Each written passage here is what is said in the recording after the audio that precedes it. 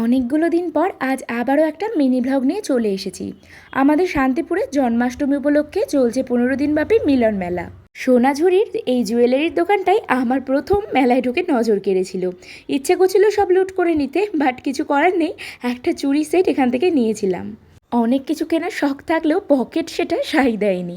তারপর এখান থেকে আমি আমার স্টুডেন্টের জন্য দুটো গল্পের বই নিয়েছিলাম।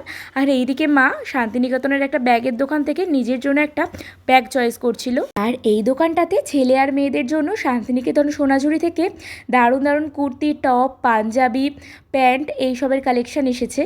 মেলায় ঘুরতে ঘুরতে এখানে দেখি পাঁশকুড়ার চপ এসেছে, তো এখান থেকে একটা নিরামিষ পাঁশকুড়ার চপ খেয়েছিলাম। গত বছর থেকে শান্তিপুর পাবলিক লাইব্রেরির মাঠে এই মিলন মেলাটা শুরু হয়েছে, আর এই বছর কিন্তু মেলাটা দেখলাম আকারে বেশ বড় হয়েছে। মেলা ঘুরে মোগলাই নিয়ে চলে এসেছিলাম বাড়ি, আর মেলা থেকে কি কি কিনলাম সেটা নিয়ে আসছি নেক্সট মিনি ব্লগে। আজকের মতো টাটা।